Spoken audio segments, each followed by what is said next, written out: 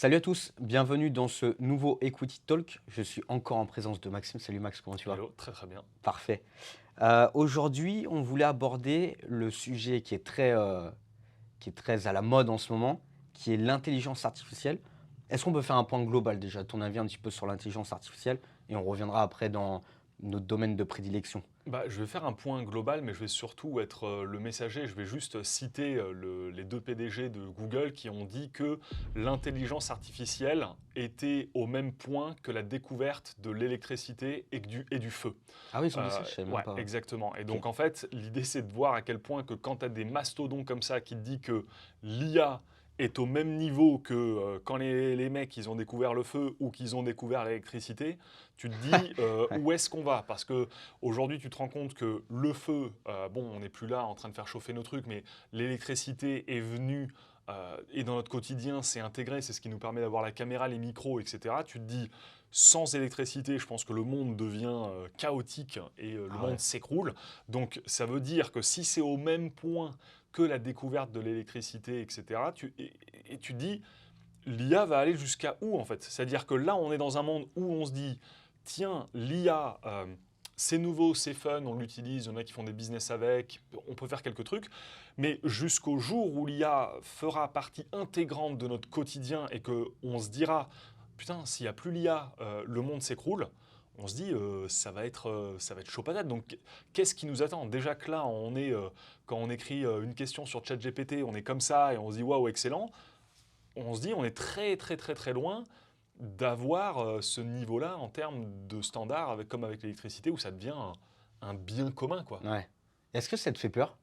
Non, moi, ça m'excite plus qu'autre chose. Je Ok. me sens vraiment inspiré par le monde qui arrive et je vois un peu un monde, un- pas forcément à la Ready Player One, où tu as Ouais. vraiment métaverse, etc., intelligence artificielle, mais je vois vraiment la conjugaison entre les deux mondes. Et pour moi, au contraire, l'IA va vraiment supplanter le boulot de certaines personnes qui, des fois, ne sont pas à sa place. Ok. Et ils se disent, bon, bah ok, aujourd'hui, on fait des trucs qui ne nous inspirent pas, bah, demain, les choses qui ne vont pas t'inspirer vont être faites par l'intelligence artificielle, tu vois. Et donc, ça donnera encore, pour moi, hein, plus d'élan à l'humanité d'avoir du temps, et donc d'utiliser ce temps à bon escient pour déterminer bah, quelle est leur place, Ok. quelles sont leurs passions, qu'est-ce qu'ils ont vraiment envie de faire. Donc non, moi je suis plus excité de voir l'avenir Intéressant. arriver. Et si jamais un jour, parce qu'on est des êtres purement égotiques et que l'IA se renverse contre nous et qu'on doit tous mourir à la Terminator, bah écoute, c'est qu'on l'aura choisi et c'est OK aussi. C'est intéressant ce que tu dis, parce que je pense qu'il y a un vrai débat entre ceux qui ont peur de l'intelligence artificielle et ceux qui sont plus comme toi, vraiment excités de voir les nouvelles choses qui vont arriver. Il y a une vraie question qui est, et j'aimerais bien avoir ton avis là-dessus, parce qu'en fait, ce qui va manquer à l'intelligence artificielle, c'est l'émotionnel, tu vois, les émotions, tu vois. Tu Mhm. pourras jamais avoir, enfin, justement, c'est ma question. Est-ce que tu penses que on va arriver à un stade où même l'intelligence artificielle aura une émotion, tu vois? C'est quand tu demandes à ChatGPT maintenant, mets-toi, à la place, d'Elon Musk et donne-moi, Ouais. enfin, par rapport à une question, donne-moi son avis sur la question en se mettant dans la peau de un tel, mais il y a pas l'émotion, tu vois? Il y a pas le caractère émotionnel. Alors, je vais juste te dire ça par rapport à un domaine que tout le monde aujourd'hui utilise ou du moins écoute, c'est la musique. Est-ce que la musique est un être vivant? Est-ce que quand tu entends une mélodie, est-ce que ça te transcende pas? Est-ce que émotionnellement tu te sens pas impacté et où tu as les larmes aux yeux, où tu as la joie, etc. Est-ce que la musique, le son musical qui sort de tes écouteurs est un humain et quelqu'un avec qui tu peux avoir une discussion? Non. Mais est-ce que c'est quelque chose où tu peux ressentir des émotions? Oui. Intéressant, ouais. Et donc en fait, derrière, la vraie question à se poser, c'est pas est-ce qu'on attend que l'intelligence artificielle soit comme un humain? Moi, pas spécialement, ça va l'être, mais est-ce que j'attends que l'intelligence artificielle demain puisse me communiquer des émotions? Oui. Et donc oui, l'intelligence artificielle va pouvoir te faire transmettre des émotions parce que les émotions ne sont pas que dédiées aux humains. Ça, c'est ce que beaucoup de gens oublient, c'est ah oui, mais s'il n'y a que des robots, on perd les émotions. Je dis oui, mais tu peux avoir une émotion en regardant le ciel et en te sentant bien. Pourtant, tu n'es pas Mmh. en train de communiquer avec le ciel, ou OK. alors peut-être sur une notion vibratoire. La musique, c'est exactement la même chose. Et quand, je ne sais pas, tu penses à un souvenir, ça te connecte à quelque chose. Donc, en fait, tu vas pouvoir communiquer de façon verbale et non verbale avec, pour moi, de l'intelligence artificielle. Et ça va autant te transmettre des émotions qu'avec un humain. Ok, j'aime beaucoup. J'ai une autre question encore. Est-ce que tu penses qu'on pourra être en couple avec une intelligence artificielle? Je t'explique mon point de vue. Quand tu parles à ChatGPT, est-ce que tu es cordial avec lui? Est-ce que tu dis salut, limite j'espère que tu vas bien, j'ai une question aujourd'hui, est-ce que tu peux me donner la réponse s'il te plaît?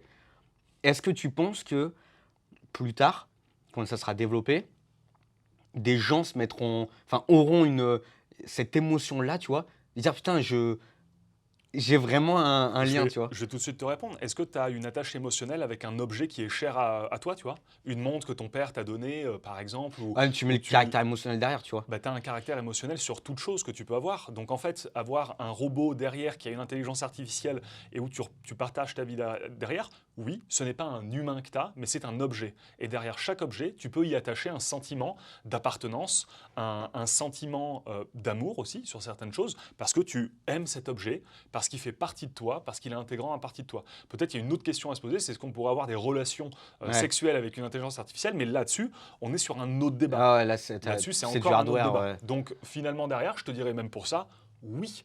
Mais si tu veux, est-ce que tu peux avoir une interaction? Est-ce que tu peux avoir un sentiment où tu aimes quelque chose derrière et comme un dialogue social? Pour moi, la réponse, elle est oui. Parce que l'humain est assez étrange dans ses faits et il y a plein de gens qui, des fois, parlent avec leurs animaux alors qu'ils ne comprennent rien et qui, Ouais, derrière, bien n'ont sûr. pas de feedback. Pourtant, est-ce qu'ils aiment leurs animaux? Bah, des fois, même beaucoup plus que ou autant qu'un parent qui a son enfant. Ouais. Des fois, les gens sont prêts à mourir des fois pour leurs animaux, etc. Donc si derrière tu me dis, ouais, mais est-ce que les gens sont prêts à mourir pour leur intelligence artificielle? Je te dirais, aujourd'hui, ce serait quand même assez gros. Mais si on a une discussion dans 100 ans Ouais. et que je te dis que finalement, en fait, tu te rends compte qu'on a tellement développé le truc que l'intelligence artificielle, derrière, comme elle s'auto-éduque elle-même, est-ce qu'elle n'a pas une forme d'indépendance à elle-même? Est-ce que demain, tu n'auras pas des lois spécifiquement pour l'intelligence artificielle? Est-ce que demain, je ne sais pas, quand tu seras dans la rue et que tu verras une IA qui fera le contrôle routier et que bah, tu n'es pas content avec elle, tu lui mets une gifle, mais bon, c'est un robot, je peux la défoncer, c'est un robot. Est-ce que cette personne n'aura pas les mêmes droits peut-être que une autre personne en disant, mais non, parce qu'aujourd'hui l'IA s'est tellement développée qu'elle arrive à se créer une personnalité au travers des gestes qu'on peut lui donner. Donc si tu vas harceler une IA, bah, l'IA va interpréter ça dans sa personnalité IA et va se morfondre. Donc tu auras changé une perception d'elle-même, même artificielle. Et donc il y a tous ces trucs qui peuvent être mis en place aussi où tu te dis, tu vois, c'est intéressant. Et aujourd'hui, on vit dans un monde où on critique beaucoup l'IA en disant ouais non c'est pas pareil, mais on vit dans un monde un peu étrange aujourd'hui, hein. Il y a des gens de plus en plus, ils se considèrent comme non-binaires, comme xénogenre loup-garou, comme xénogenre Ouais. renard, comme d'autres trucs. Tu dis à un moment, bon, si dans une société où on peut se définir comme on veut, demain moi, qui te dit que je suis un homme et que je ne suis pas une intelligence artificielle? Et qui es-tu pour me dire que je suis un humain et pas une IA? Je te sens chaud sur le sujet là. Bah oui, mais c'est parce qu'en fait, tu te rends compte que fondamentalement, il y a vraiment très très peu de différence entre les IA de demain et nous les humains. Très très peu. On peut le voir au niveau... Par contre, il y a autant très peu de différence qu'il y a beaucoup de différences. Dans une IA, elle ne sera pas composée à 60% d'eau. Mmh. Elle n'aura pas 40% de muscles, etc. sur le truc. Mais est-ce que tu te définis par le nombre d'eau que tu as dans ton corps? Est-ce que tu te définis par ton cerveau qui est un émetteur et un receveur? Parce que le cerveau est un émetteur et un receveur de fréquences vibratoires. Mais le processeur qu'a l'IA dans sa tête est un émetteur et un récepteur de fréquences. Donc, sur un plan purement mécanique, c'est exactement la même chose. Nos deux cerveaux, un mécanique et un naturel, je dirais organique, reçoivent des informations et en transmettent. Le format est exactement la même chose. Ok. Et donc, si tu veux, c'est ça. Donc, c'est pour ça qu'on va tendre vers une IA où je vais dire que demain, en fait, et on parle beaucoup du soulèvement, mais en fait, pour moi, il y aura un soulèvement de l'IA si en fait, si tu traites l'IA comme tu traites les gens du quotidien, ça va exactement se passer pareil que de la société. Et s'il faut, les IA vont se mettre entre eux en mode je comprends pas, les humains ils nous traitent mal. Donc on va faire des manifestations d'IA parce que les récepteurs qui se sont mis en place vont se dire bah tiens, on a une coalition de l'IA, et maintenant on a des lois, on a des règles, et s'il faut, tu vas avoir une société qui va se diviser en deux sur ça. Donc en fait, l'IA, il faut l'éduquer comme si on éduquerait nos propres enfants, avec des règles, avec des normes, avec le fait d'inclure tout le monde, les différences, d'accepter tout ça. Donc non, pour moi, je suis plus chaud patate pour ça. Mais comme l'humain est complètement, fondamentalement, pour moi, je pense mauvais, au fond, Égoïste. et égoïste, j'ai très hâte aussi de voir les premières coalitions humain-machine aussi, parce que ce sera juste le reflet de dire que finalement, l'humain a juste répété des choses depuis des milliers d'années, où il y a des groupes de personnes qui se font, que tu sois blanc, que tu sois noir, que tu sois juif, que tu sois rebeu, que tu sois français, le truc, bah, tu as des communautés qui se créent. Demain, avec l'IA, pourquoi pas, il n'y aurait pas une communauté d'IA où des IA se mettent entre eux, etc. Donc là, c'est un peu, je te sors tous les trucs du Ah chapeau, non, c'est tu vois. intéressant, je te Mais, sens bouillant, c'est cool. Derrière, par contre, va y avoir des industries qui vont se créer, des nouveaux modes de fonctionnement qui vont pouvoir s'établir dans la société, des nouveaux moyens de pouvoir travailler aussi. Donc oui, sûrement que demain, les caissiers et caissières qui travaillent à Carrefour seront remplacés par des humains qui Ouais, auront une c'est peau, le qui premier. seront tout aussi capables de faire passer les machines et de dire à quelqu'un Ah, j'aime beaucoup votre t-shirt. Ouais. Tu vois, enfin, de trucs. Et ça ne te paraîtra pas non authentique. Parce que peut-être la caissière qui te voit passer et qui te dit Ah, très beau t-shirt, parce que son patron lui a dit d'être sympa avec toi, mais qu'elle n'a pas envie. Hmm. Tu vois, il est où le niveau d'authenticité? Ouais, C'est pas bien parce sûr. qu'un humain te dit quelque chose qu'on lui a dit de te dire qu'elle est authentique et qu'elle est véritable. Vaut mieux qu'il y ait eu un IA qui, je sais pas, balance ses trucs parce que sa personnalité fait qu'il est comme En ça, plus, etc. je te rejoins, toi, tu vas super loin. Mais tu vois, l'autre fois, j'étais sur ChatGPT et je lui parlais. Je me suis dit, putain, faut que je lui parle gentiment, tu vois. Mais c'est un truc de fou, genre, tu parles quand même à une IA, tu vois. Et je lui mettais des mots genre, salut, est-ce que tu peux. Tu sais, j'étais cordial avec lui. Alors Mhm. que tu peux lui dire, donne-moi ça, tu vois. Je lui disais, salut, est-ce que tu peux me Ouais. donner ça, s'il te plaît, merci. Tu parles comme s'il y avait quelqu'un derrière, tu Mais vois. ça changera pas grand-chose. Parce que là, toi, tu es poli. Mais comme tu serais poli avec une Ah, caissière bien à sûr. Carrefour. Mais demain, avec un serveur qui vient, tu lui dis le sel. Ouais, T'en as plein qui disent ça. Pourtant, ouais, c'est pas une IA que tu as ouais, je suis devant. d'accord. Ouais. Donc, en fait, ton niveau de cordialité ne dépend pas si c'est un humain ou une machine. Il dépend de ton savoir-être, de qui tu es, de comment, pas forcément comment tu as été éduqué, mais de comment toi tu te vois dans ton éducation du quotidien. Donc, tu Ouais. peux très bien dire à une IA donne-moi l'heure, ou quelqu'un dans la rue vous avez l'heure, sans dire bonjour, sans dire machin, etc. Et c'est ce Ouais, qu'on reproche aux humains, de ouais, pas bien être. sûr. Tu Ouais. vois, tu vas dans la rue, tu dis oh non, les humains sont méchants, personne ne se dit bonjour, personne ne se parle, personne ne se machin. Tu te dis, bah, peut-être, moi je dis bien peut-être qu'avec l'IA, finalement, on retrouverait de l'humanité, un peu plus. Ouais, Tu vois. j'aime beaucoup ta vision des choses. J'ai pas poussé le truc aussi loin que toi sur la réflexion. C'est pour ça que je te posais la question, mais parce que je sais que c'est un sujet que tu aimes bien, mais c'est intéressant. Et si on prend le côté purement business, Ouais. c'est quoi un petit peu ton ressenti Bah, sur le truc? là-dessus, je vais te donner mon avis. Après, toi, tu es l'expert aussi startup, mais c'est-à-dire que derrière ces intelligences artificielles qui vont se créer, vont dénoter euh, de nouveaux besoins et de nouveaux services sur le marché. C'est-à-dire que pour moi, l'IA va pas créer ultimement, il va y avoir des nouveaux secteurs d'activité qui vont se créer, mais surtout l'IA va pouvoir sophistiquer la manière dont on travaille aujourd'hui. C'est-à-dire qu'il y a des gens qui vont créer des IA et qui vont dire, OK, quel est le problème qu'il y a sur le marché aujourd'hui et comment l'IA va pouvoir supplanter l'humain derrière. Et donc en fait, tu as des entrepreneurs comme toi et moi qui vont réfléchir, qui vont se poser, qui vont se dire, Ok, mais en fait, il y a un truc, c'est que là, moi, j'ai une IA, je crée des robots. Je me rends compte que dans le milieu médical, les personnes sont en burn-out à 70%, etc. Bah, moi, mon IA, elle sait faire de la chirurgie, elle sait accompagner les personnes sur de la médecine, etc. Bah, pourquoi pas supplanter ces médecins-là, qui, eux, pourront aller plus dans une notion de recherche ou alors de soutien émotionnel, c'est-à-dire avoir quelqu'un qui Hmm. vient, peut-être humainement, être à côté de toi, etc. Et donc là, bah, forcément, tu as un entrepreneur qui va monter une start-up dans la medtech et qui va venir nous voir avec notre fonds et qui va nous dire, bah voilà les gars, j'ai développé une IA intégrée dans des robots, je sais pas quoi, où on va mettre ça en place et tu vas te dire, ok, à quel problème tu réponds, quelle est ta taille de marché, derrière, bah, c'est quoi ton business plan, est-ce que tu as de l'attraction, on va lui poser, en fait, on va lui poser Hmm. exactement les mêmes questions de base qu'à n'importe quelle startup aujourd'hui qui n'est pas IA en fait. Et Hmm. ça restera exactement la même chose. Sauf que le monde tend vers l'intelligence artificielle, vers la data, vers la technologie. Et donc, il faut juste, en tant qu'entrepreneur, aller se dire, OK, c'est quoi les vraies transformations de marché qui vont s'opérer? Et moi, c'est là où je suis vraiment excité par rapport, c'est de se dire que j'ai envie d'avoir des entrepreneurs qui viennent me voir avec des pitch decks ou des mecs qui viennent révolutionner un marché et qui me disent, voilà l'IA, comment on va le mettre dans ce secteur-là et comment tu vas arriver à faire comme à l'époque avec les trains à charbon Ouais, et que finalement, tu dis, non mais les mecs, on a inventé l'électricité maintenant, ouais. donc fini tout ça. Et que tu vas enlever des milliers de personnes qui bossaient dans un truc Mm, et derrière où tu vas mettre en place ces choses. Parce qu'à mon avis, pour moi, il va y avoir énormément de manifestations, de personnes contre. Ça va encore créer encore plus un clivage.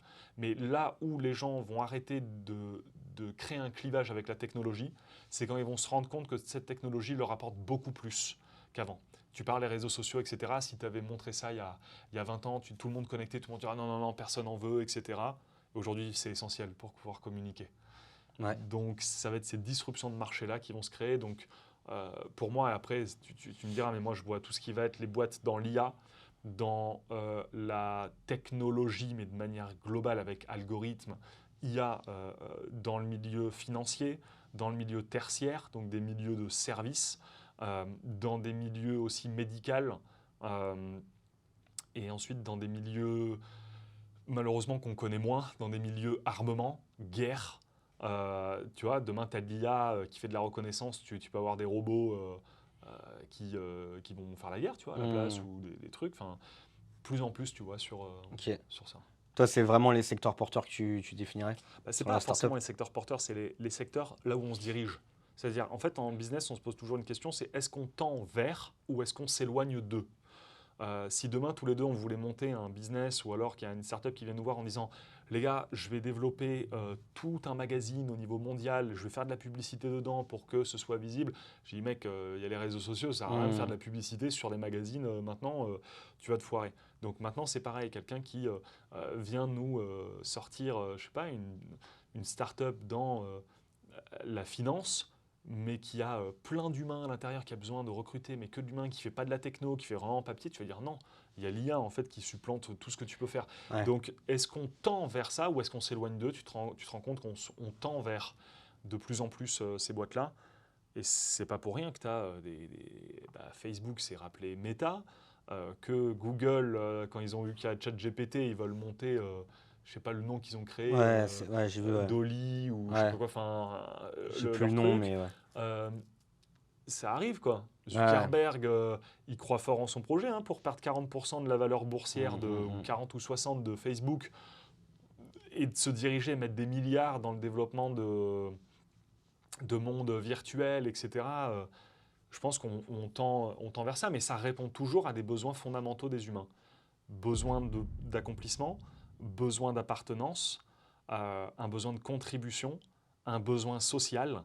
Et donc en fait, plus la technologie va tendre et va encore plus répondre aux besoins primaires qu'ont les humains, et ben plus ça va, on pourra les définir comme des secteurs porteurs.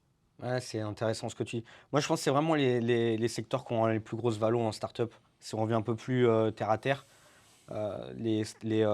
vraiment les modèles où il y a une technologie et vraiment avec du SaaS, tu vois.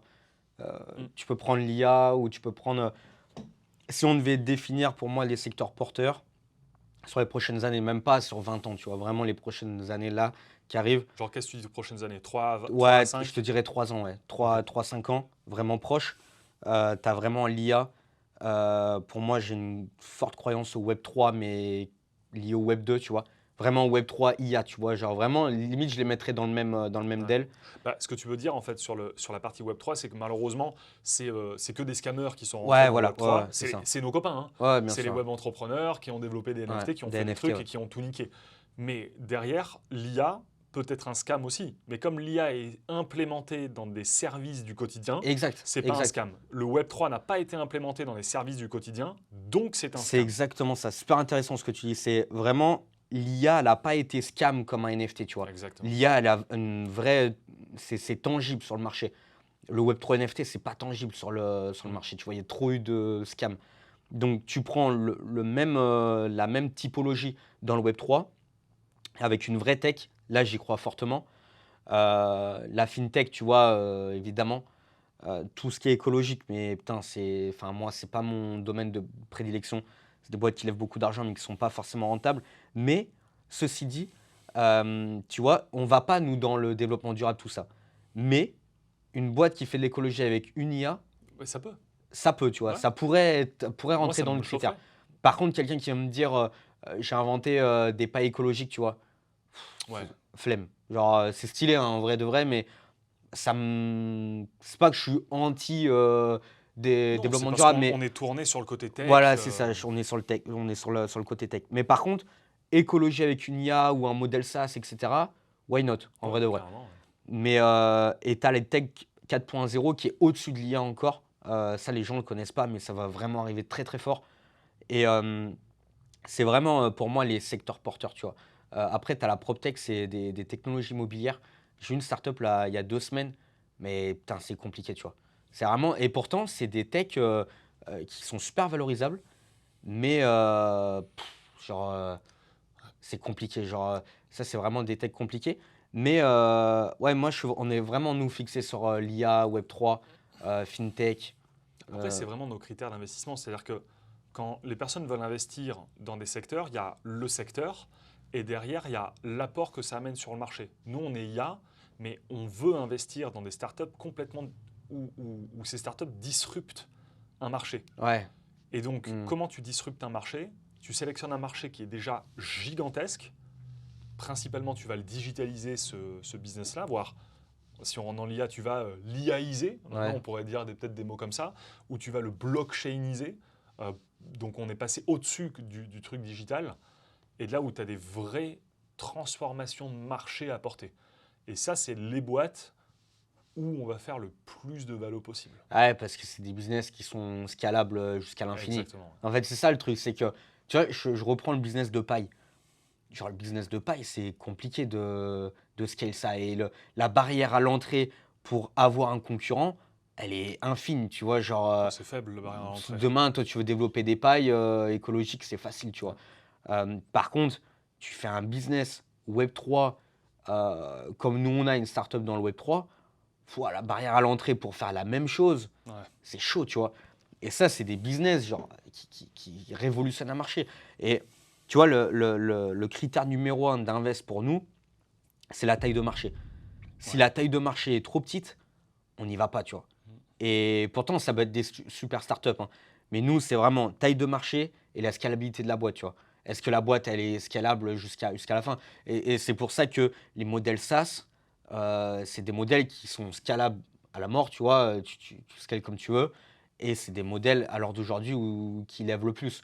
En FinTech, pourquoi la FinTech lève le plus? Bah, C'est que des modèles par parce abonnement, que hein, c'est après. que Hein. du SaaS, tu vois. Tu prends du Axolot, ce qui est fait, Tout, Penny Lane, tous les Stripe, les trucs comme Ouais, ça, c'est modèle par que abonnement. des, que des trucs abonnements. T'as pas beaucoup de salariés en vrai de vrai. En fait, c'est facile. Comme startup, tu as tes chiffres, tu as le taux de churn, tu as ton taux de marge, Mm. tu vois, tu as ton MRR, ARR. Alors voilà, à partir de là, tu peux analyser une startup, tu vois. Ouais. Ok, ça fait tant d'MRR, tant de trucs, tant de machins. Vas-y, on met de l'oseille. Par contre, tu as un mec qui vient avec une marque ou une DNVB ou un produit ou un truc, c'est compliqué, tu vois. Demain, avant de faire un Stripe, tu peux te lever tôt, hein, parce que c'est Ouais. compliqué, hein. Et c'est là aussi où c'est intéressant parce que nous, on est très dans le fond qu'on est en train de monter, les startups dans lesquelles on investit, on veut vraiment avoir une notion où on peut avoir, quand je dis un exit rapide, c'est que la techno derrière peut être rachetable mais très rapidement. Ouais, Et c'est là où en fait où tu peux vraiment aller très très vite. Et donc ça, tu te rends compte qu'il y a la partie tech et finance, savoir lever des fonds, savoir faire un bon produit, etc. Mais derrière, il y a aussi de pouvoir aller, là, ce que j'appelle la productocratie, c'est-à-dire vraiment avoir un produit où, littéralement, tu n'as pas besoin de faire de marketing. On en parlait justement juste avant. ouais. Et que c'est vrai que si nous, on peut aller investir dans des boîtes où, pour les développer, tu n'as besoin de faire aucun marketing, là, tu as des produits Ouais. Et qui puis, sont tu vois, il y scalables. a un critère de ouf, c'est quand tu développes ta tech, est-ce que tes concurrents veulent te racheter de suite? Mais oui, Et voilà, c'est ça. c'est là où tu as vraiment un potentiel de ouf. Si, tu vois, concurrent ou alors Le partenaire ou le marché, ouais, c'est ouais, le ça. marché, tu vois. C'est-à-dire, tu as un de tes clients où tu développes ta techno, et le mec se dit, je Ouais, veux voilà, le c'est ça. racheter. C'est Genre, il ça. faut que je le Si rachète. tu vas en B2B, si tu proposes En ta B2B, tech ouais. à un partenaire pour qu'il la distribue sur son marché, est-ce que cette personne-là, c'est plus rentable pour elle de te racheter, tu vois? Ah ouais, Si la réponse, elle est oui, bah, tu as une tech de ouf, tu vois? ouais, c'est Et clair. là, c'est là où tu peux faire monter les enchères. Hem, Et avoir des licornes après. Exactement. Mais en fait, toutes les licornes sont faites un peu comme ça, en vrai, quand tu réfléchis bien. C'est des produits soit c'est des produits innovants, tu prends, Blablacar, Ouais. ça répond à un vrai besoin. Le besoin, il est Ça archi a là, tu vois? disrupté le marché, en Voilà, fait. c'est ça. C'est soit tu réponds enfin soit en fait, tu réponds à un besoin et tu disruptes un marché et à partir de là, c'est là où tu crées une licorne, en vrai. C'est en fait, tu as plein de startups où tu dis: «Ouais, l'idée est cool». Tu vois? C'est des startups qui vont lever, 10 000 000, bonne valo, tu peux faire un bon exit. Mais est-ce que ça vient disrupter vraiment, vraiment Mmh. le marché, tu vois? Il y en a plein, hein, j'ai pas d'idée en tête, mais tu prends un Airbnb, c'est venu casser le truc, Ouais, genre. Tu vois, c'est un truc de fou, genre, avant, tu prenais un hôtel. Tu allais ouais. pas sur Airbnb prendre un logement, tu vois? Et pourtant, c'est un truc tout bête. Tu dis: «Bah ouais, tout le monde a des maisons, tout le monde fait de l'immobilier, vas-y, on fait ça». Et là, c'est venu casser un marché. Casser les codes, on-off, par exemple, on a eu Chris aussi. Ouais. Il est venu casser un marché Ouais, de c'est fou, ça, tu ouais. vois? Et par contre, c'est des startups qui galèrent à lever de l'argent. Au début, hein. Tu prends un Airbnb, Bah, oh, l'histoire d'Airbnb, c'est qu'ils n'ont pas pu lever par rapport à ce qu'ils faisaient.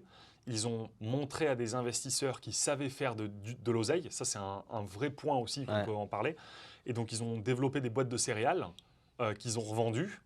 Et ils ont montré aux gars en disant, bah, regardez, en fait, en je ne sais pas combien de temps, on a développé une boîte ou un produit, etc., qui s'est vendu. Donc, faites-nous confiance, on sait scale les trucs. Et les mecs leur ont filé de l'oseille parce qu'ils ont vu qu'à côté, c'était des entrepreneurs qui savaient faire du cash. Et ça, c'est aussi un des critères dans lesquels nous, on veut y mettre un point assez fort et qu'on recommande à tous ceux qui veulent investir aussi dans les startups, c'est est-ce que l'entrepreneur qui vient vous présenter un projet sait faire du cash? Est-ce qu'il a déjà eu des business? Parce que tu te rends compte que la plupart des licornes qui ont été faites, c'est des entrepreneurs ouais. pas, quand je dis de longue date, c'est pas en termes d'âge, Non, mais c'est en termes qui ont un vraiment background. qui ont un background. Ouais. Et en fait, tu le vois de suite, les entrepreneurs qui viennent avec un truc, tu vois directement si ça va être une licorne ou pas, avec les critères qu'on a dit, disruption de marché, produit digital, distribution mondiale, etc. Et de l'autre, si l'entrepreneur a déjà fait du cash. Et il y a plein de startups où c'est des jeunes étudiants qui sortent d'école de com, et ils font des startups, ça lève de l'argent parce qu'ils ont un réseau, tu vois? Ils sortent Ça, d'HEC, il y en a etc. qui fonctionnent très très bien, hein, Ça mais marche, mais tu en as beaucoup qui se cassent la gueule. ouais, Pourquoi? Parce que tu vois, c'est souvent le truc que je dis, genre, une startup, elle lève 1 000 000, mais après, il faut les gérer, il ces 1 faut 000 000. savoir gérer 1 million. Quand tu as 1 000 000 sur le compte, que tu as pas de DAF, que tu sais pas gérer ton oseille et tu crames de ouf, hein. Ah ouais. Ça va super vite. Tu prends des bureaux, tu as le PDG qui prend un peu une caisse, tu vois, il roule un peu dans une belle voiture, ça paye les salariés, et cetera. Tu cash burn à mort, tu vois? Ah ouais. Et ça, c'est un point, il y a tellement de startups. En vrai, toutes les startups qui se cassent la gueule, c'est pas à cause du produit, hein. C'est le cash burn, hein. C'est vraiment, C'est une gestion du ouais, ils quotidien, savent hein. pas gérer et c'est super compliqué. Tu vois, je parlais avec un gars l'autre fois, je passais dans son podcast et il me disait, hem il y a énormément de startups qui se cassent la gueule. Tu as 97% des startups qui ne lèvent pas d'argent. Donc tu as 3% qui lèvent l'argent. Sur ces 3%, tu as 20% qui meurent en fait. Donc tu vois que c'est vraiment infime. Mais pourquoi en fait ils n'arrivent pas à gérer leur deuxième tour, etc.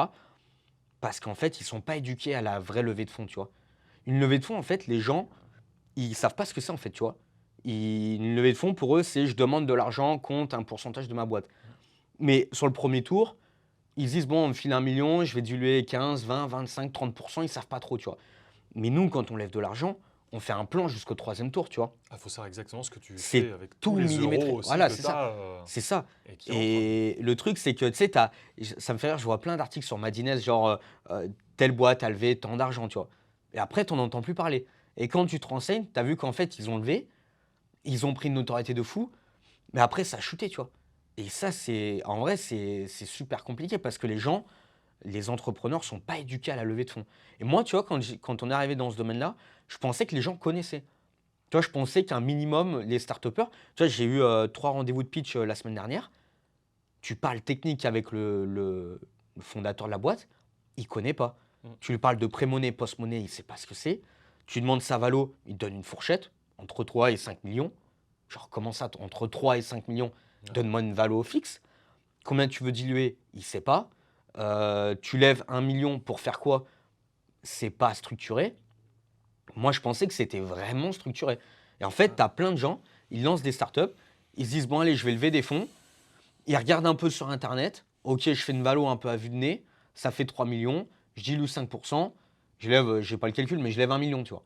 Et tu te dis, c'est pas, enfin, c'est pas possible. Ouais, ils n'ont pas fait de calcul, comparaison de Ouais, marché. ouais, c'est. Tu vois, nous, quand on analyse une startup, on a des critères, on a des questions. Tu vois, j'ai reçu un pitch deck de 45 pages. 45 pages sur un pitch deck, c'est la règle de base. Tu fais pas un pitch deck de 45 pages. Ton deck, il doit être de 15-20 pages. Tu laisses la place aux questions-réponses derrière. Le mec m'a pitché pendant 1h20. 1h20, j'ai décroché sur sa tech, tu vois. À la fin, 1h20, c'est pas possible. Tu pitches 15-20 minutes et tu laisses 20 minutes de questions-réponses. Et tu es préparé à ces questions-réponses. Ouais. Mais moi, au bout d'une heure, au bout de 10 minutes, j'ai décroché sur sa tech. C'était une tech dans l'immobilier, c'était compliqué. Tu vois, c'est pas possible, tu vois. Et tu vois, c'est pareil, il y avait une autre personne, je donne un peu des trucs comme ça, mais il y a une autre personne qui m'a dit, ouais, Johnny, je galère à lever, etc. C'est compliqué et tout. Je dis, ok, t'as pitché combien de personnes? Ouais, j'ai pitché 3 fonds d'invest. 3. Ouais. Je dis 3, Faut mais en c'est pas pitcher possible. au moins une centaine. Bah, c'est Pour ça, 100, pitch 100 et tu as 100, 150, 200 personnes. Ouais. Et là, tu tiens une conclusion. Mais est-ce que tu as pitché des BA? Non. Est-ce que tu as pitché d'autres fonds d'investissement? Est-ce que tu t'es niché dans les fonds d'invest? Non, j'ai pris global. Mais non, il y a des fonds d'invest qui sont que dans l'écologie, que dans le Web3, que dans un tel, tu vois. Et c'est pas possible. Ils appellent, bonjour, j'ai une startup, je voudrais avoir un rendez-vous. Mais en fait, ils lèvent des fonds comme ils développent un business. Et ça, Exactement. ça c'est les critères qui nous font peur. C'est-à-dire comment toi tu structures ton pitch deck, ta valo, etc. Ça nous montre comment tu vas structurer ton business si je Ah te file oui, de l'oseille. ah oui, Parce que si complètement. tu dis, bon, et ton prix c'est quoi? Bon, je vais vendre mon abonnement entre 30 et 150. Tu dis, mais c'est-à-dire. C'est pas sérieux. Non, il faut que tu donnes un prix global. Et ok, bah, combien de personnes à qui tu l'as pitché déjà? Ah, ben, il y en a 3 qui m'ont dit qu'ils allaient me l'acheter. Ouais, Et ok, il y en a que 3 qui t'ont dit qu'ils allaient l'acheter. tu tires pas une Non, conclusion faut sur que tu en 3, tu fasses vois. au moins 100. Bah ouais, C'est au moins 100. Au c'est moins. Voir après, mais dans des modèles, mais comme ça, où tu peux mettre de l'ADS, il faudrait au moins que tu shootes 15, 20, 30, 50 000 personnes en pub et calculer sur ce montant de c'est personnes ça. combien sont venus sur la page, combien ont acheté, combien se sont inscrits, etc. C'est ça, c'est pareil dans une levée, tu vois. Une levée, c'est un business dans le business, tu vois. Une levée de fonds, il y a des vrais concepts de base, il y a des vrais principes. Le mec te sort un pitch deck de 45 pages, il a pitché 2 fonds d'invest et il te parle pendant 1h30. Bah, deal breaker, mais direct. Et nous, on est dans une notion de conseil. Donc moi, après, j'ai pris le temps de parler avec lui pour le conseiller. Mais les fonds d'invest, quand on reçoit Ils n'ont pas le temps. 40 par jour, Et le truc, c'est qu'après, les fonds d'invest, je trouve aussi beaucoup que tu as les gens qui gèrent le fonds d'invest, c'est des gestionnaires. C'est pas, même des fois dans les fonds d'invest, ce sont pas des entrepreneurs, les mecs. ah Et non, donc mais tu carrément tombes pas. sur des VC analystes qui sortent d'HEC, mais qui n'ont aucune connaissance purement business. Ah non, mais eux, ils ont des KPI et ils se fixent Ils se là-dessus. fixent, ouais, c'est ça. C'est aussi simple que ça. Un fonds d'invest n'a aucune émotion. N'a zéro émotion. Parce que comment ça fonctionne? Il y a le PDG qui a la tête, celui qui gère la fortune du fonds. Derrière, il y a des VC analystes. C'est des commerciaux. En vrai de vrai, ça reste commercial. Ils ont les rendez-vous de pitch. Ok, le mec, le VC analyste, déjà, il dit ok, moi, cette startup, je la retiens. Derrière, ils font une réunion entre tous les VC analystes. Chacun défend la startup qu'ils vont investir. Et derrière, ils investissent sur telle startup. Donc, si déjà tu perds le VC analyste, c'est mort. Ouais. Et derrière, il y a zéro émotion dedans. Le mec dit ok, donne-moi les KPI. Ok, ça fait pas de revenus, ils sont en pré-revenus. Ok, deal break. Ouais, c'est Carré. ça. Voilà, déjà. Donc, en fait, c'est pour ça que une levée de fonds, tu la fais pas comme ça. Genre, Ouais. si tu es en pré-revenu, il y a d'autres KPI que tu peux mettre en place pour quadriller ça. Mais tu peux pas, tu peux pas faire une levée de fonds comme ça. Il te faut vraiment quelqu'un qui te conseille. Les fonds d'investissement, ils vont te dire non pour une raison qui est totalement bullshit. Ils te diront jamais la vraie raison. Jamais, jamais, jamais. Et ça, c'est. Enfin. Et moi, je pensais que vraiment. Et pourtant, cette startup a été incubée dans un grand incubateur à Bordeaux. Et quand il est venu me pitcher, Je dis, mais c'est pas possible, genre, tu peux pas faire ça. Ouais, bah, il rentrera dans les 97% qui soit lèveront Exactement, pas ou va lever mais va se cracher après. exactement. Et comment ensuite on arrive à rentrer dans un système d'exit? C'est-à-dire, ok, j'investis dans une startup, parce que si tu veux, on parle beaucoup de ça, moi, avec toutes les personnes que j'ai qui soit veulent intégrer Equity Mastermind ou mettre de l'argent chez nous dans Equity Family. Je leur dis, c'est facile de racheter une boîte, c'est facile de prendre des parts dans une boîte, c'est facile d'investir dans une boîte. Mais le plus compliqué derrière, c'est de savoir, un, est-ce que c'est la bonne boîte? Et deux, comment tu arrives à soit rendre liquide ton investissement, soit ensuite à sortir. Parce que c'est vrai que dans l'investissement startup, il y a des cycles. C'est-à-dire que généralement, bah, tu vois, quand tu as un fonds segmenté dans un marché, ça dure 10 ans, tu investis dans X startup, et au bout de 10 ans ensuite, bah, tu as fait, je sais pas, de 1 à 10 ans, il y a différents exits qui se mettent en place. Ouais. Comment en fait ça peut se préparer? Comment au fur et à mesure tu peux en même temps, sans faire un exit, rendre liquide une partie de l'investissement que tu as mis, etc. Comment ça se passe? Bah, déjà, tu as les critères d'invest qu'on a parlé juste avant. Et derrière, quand tu veux faire un exit, nous, en général, comment ça se passe? On demande déjà au PDG s'il veut se faire racheter. Si la tech, Ouais. c'est son bébé, ou si demain on lui pose un chèque d'1 milliard, est-ce qu'il est prêt à vendre? Déjà, ça te donne un peu une typologie de start-up. Parce que, en vrai, de vrai, le gros exit, tu le fais au rachat de la boîte. En vrai. Derrière, tu as les rémunérations en dividendes. Donc, bah, en gros, tu es actionnaire de la boîte, donc tu as les dividendes à la fin de l'année. Est-ce qu'ils peuvent être bloqués les dividendes?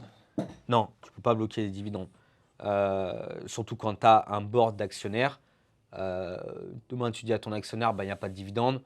On va dire, mon gars, ça ne se passe pas comme ça, tu vois.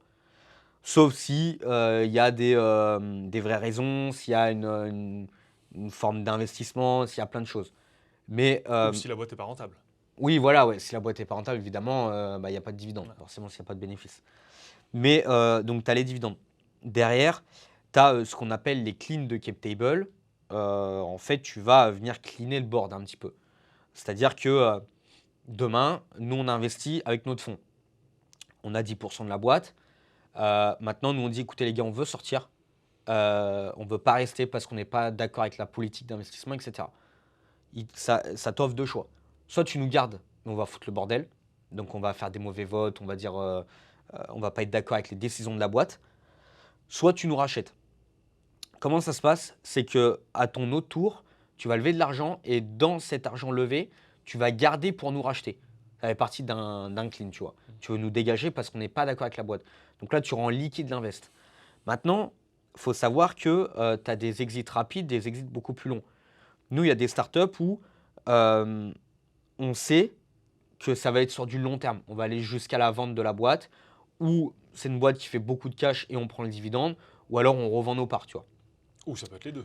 Ou ça Enfin, peut être les deux. tu prends tes dividendes et tu restes dans la boîte parce que C'est tu ça, vis derrière. exactement. Mais derrière, c'est pareil. Demain, tu as 5% d'une boîte, tu trouves quelqu'un dans ton réseau qui veut racheter tes parts, bah, il rachète tes parts, tu vois. C'est ça.